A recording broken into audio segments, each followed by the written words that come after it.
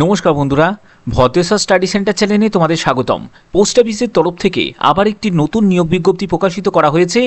যেই নিয়োগ বিজ্ঞপ্তি সম্পর্কে তোমাদের আজকে ডিটেলসে আলোচনা করব এবং এটি কিন্তু সম্পূর্ণ অফিসিয়ালিভাবে তোমাদের নোটিফিকেশনটি প্রকাশিত করা হয়েছে, যেখানে মাধ্যমিক পাস যোগ্যতা থাকলে কিন্তু শিক্ষাগত যোগ্যতা যাদের মাধ্যমিক আছে তারা প্রত্যেকে কিন্তু আবেদন করতে পারবে।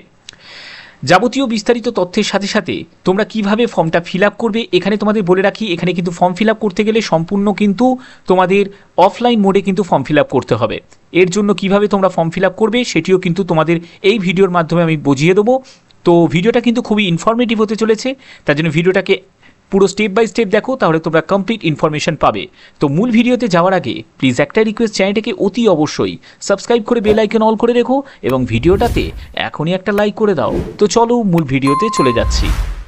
তো এটি কিন্তু একদম কারেন্ট ডেটের তোমাদের একটি আপডেট, যেখানে তোমাদের পোস্ট অফিসে নিয়োগ করা হচ্ছে গ্রুপ সি পদে। এখানে যে পদে তোমাদের নিয়োগটি করা হচ্ছে সেটি হচ্ছে গ্রুপ সি পদে নিয়োগ করা হচ্ছে। এখানে যোগ্যতা থেকে শুরু করে প্রত্যেকটি স্টেপ বলবো এবং তোমরা কিভাবে ফর্ম ফিল আপ করবে সেটিও আমি দেখিয়ে দেবো। তো ভিডিওটাকে স্টেপ বাই স্টেপ দেখো। তো এখানে দেখো তোমাদের যে পদে নিয়োগ করা হচ্ছে সেটি group C non gazetted non ministerial in the pay matrix level 2, অর্থাৎ লেভেল 2 অনুযায়ী কিন্তু তোমাদের বেতন থাকবে, যেটি সপ্তম পে কমিশন হারে তোমরা কিন্তু এখানে বেতন পাবে। তাদের ক্ষেত্রে দেখো তোমাদের শিক্ষাগত যোগ্যতা যেটি প্রয়োজন সেটি হচ্ছে মাধ্যমিক পাস। তুমি যদি মাধ্যমিক পাস যদি করে থাকো তাহলে অবশ্যই তোমরা কিন্তু আবেদন করতে পারবে। এবং তোমাদের এখানে যেটা বলা হচ্ছে ফর আর্ম ফোর্স যে পার্সন যারা আছে তাদের ক্ষেত্রে কিন্তু যোগ্যতা হিসাবে কিন্তু তাদের ছাড় আছে। হ্যাঁ, কিন্তু যারা যারা ফ্রেশার ক্যান্ডিডেট তারাও কিন্তু এখানে আবেদন করতে পারবে। এবং পরবর্তী যেটি বলা হচ্ছে তোমাদের বেতন লেভেল, এখানে তোমরা দেখতে পাচ্ছ এখানে তোমাদের বেতন লেভেলের কথা এখানে বলা হয়েছে, যেটি লেভেল 2 অনুযায়ী সপ্তম পে কমিশন হারে কিন্তু তোমরা বেতন পাবে। এখানে তোমাদের এজ যেটি প্রয়োজন সেটি হচ্ছে ম্যাক্সিমাম এজ লিমিট, অর্থাৎ তোমরা যদি 56 বছরের মধ্যে তোমার যদি বয়স হয় প্রত্যেকে তোমরা কিন্তু এখানে আবেদন করতে পারবে।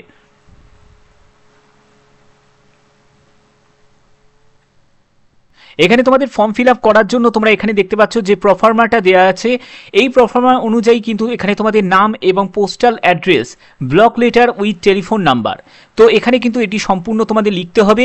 তারপরে হচ্ছে date of birth, date of birth দেবে। তোমাদের ডেট অফ বার্থ অনুযায়ী তোমাদের এখন বয়স কত হচ্ছে সেই বয়সটা তোমাদের কিন্তু এখানে ক্যালকুলেট করতে হবে। এর পরবর্তী যেটি লাগছে সেটি হচ্ছে বিলং টু এসসি এসটি, তুমি কি এসসি এসটি থেকে বিলং করছো? যদি এসসি এসটি থেকে বিলং করো তাহলে সেটি দেবে, যদি তুমি ওবিসি থেকে বিলং করো বা ইউআর থেকে বিলং করো তাহলে সেটি এখানে লিখে দেবে। এরপরে হচ্ছে তোমাদের যেটা টেম্পোরারি না পার্মানেন্ট তোমাদের যে অ্যাড্রেস যেটি আছে সেটিকে কিন্তু তোমাদের কমপ্লিটভাবে এখানে লিখতে হবে। এর পরবর্তী যেটি লাগছে সেটি হচ্ছে এডুকেশন কোয়ালিফিকেশান, এখানে যোগ্যতা যেটি প্রয়োজন শিক্ষাগত যোগ্যতা সেটা হচ্ছে মাধ্যমিক পাস। তো সেক্ষেত্রে তোমরা মাধ্যমিক পাস যোগ্যতাও দিতে পারো অথবা তোমরা হায়ার কোয়ালিফিকেশান যোগ্যতাও কিন্তু এখানে দিতে পারো। ওকে, এই যে নিউজটি তোমাদের এমপ্লয়মেন্ট নিউজে কিন্তু প্রকাশিত করা হয়েছে, এমপ্লয়মেন্ট নিউজে কিন্তু তোমাদের প্রকাশিত করা হয়েছে এমপ্লয়মেন্ট নিউজে।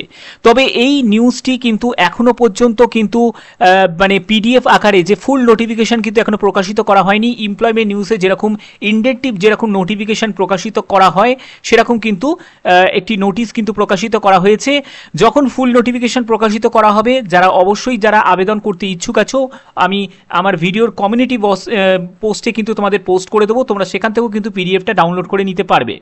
এবং দেখো এখানে তোমাদের শিক্ষাগত যোগ্যতার পাশাপাশি এখানে যে আবেদন করতে গেলে যে তোমাদের এক্সট্রা যে কোয়ালিফিকেশান যেটি প্রয়োজন সেটি শিক্ষাগত যোগ্যতা নয়, সেটি টেকনিক্যাল কোয়ালিফিকেশান, যেখানে বলা হচ্ছে যে driving license for light and heavy motor ভেহিকেলসের কিন্তু তোমাদের ড্রাইভিং লাইসেন্স কিন্তু থাকতে হবে, অর্থাৎ এলএমভি এইচএমভি কিন্তু তোমাদের সার্টিফিকেট থাকতে হবে, তাহলেই কিন্তু তোমরা আবেদন করতে পারবে।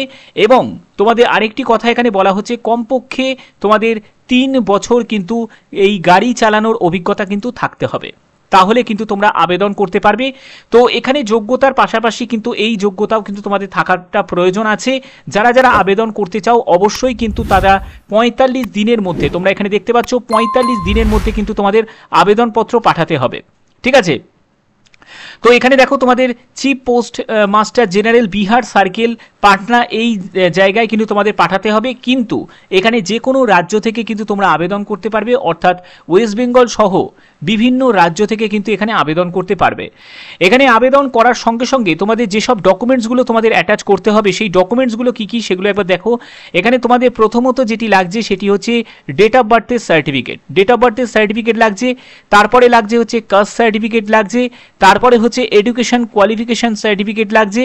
তারপরে হচ্ছে তোমাদের আইডি প্রুফ লাগছে। তারপরে যেটা লাগছে সেটি হচ্ছে তোমাদের এই এলএমভি এইচএমভি এই সার্টিফিকেট কিন্তু তোমাদের লাগছে। অর্থাৎ এই সব প্রয়োজনীয় সার্টিফিকেট কিন্তু তোমাকে সাথে কিন্তু অ্যাটাচ করতে হবে। অ্যাটাচ করে তোমাদের 45 দিনের মধ্যে কিন্তু পাঠাতে হবে। যে ডেট ইস্যু হয়েছে সেই ডেট ইস্যু থেকে 45 দিনের মধ্যে, অর্থাৎ তোমাদের যে আবেদন যেটি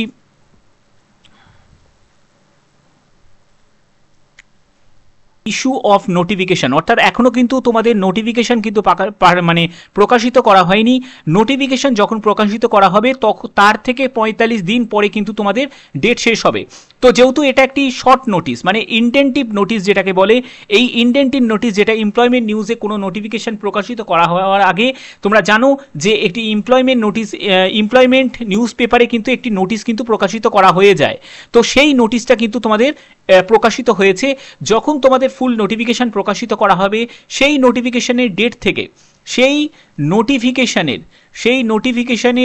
ডেট থেকে, হ্যাঁ, সেই নোটিফিকেশনের ডেট থেকে তোমাদের কিন্তু 45 দিনের মধ্যে কিন্তু তোমাদের এই আবেদনপত্র পাঠাতে হবে। ঠিক আছে, তাহলে কিন্তু সেটা অ্যাকসেপ্ট হবে, না হলে কিন্তু অ্যাকসেপ্ট হবে না।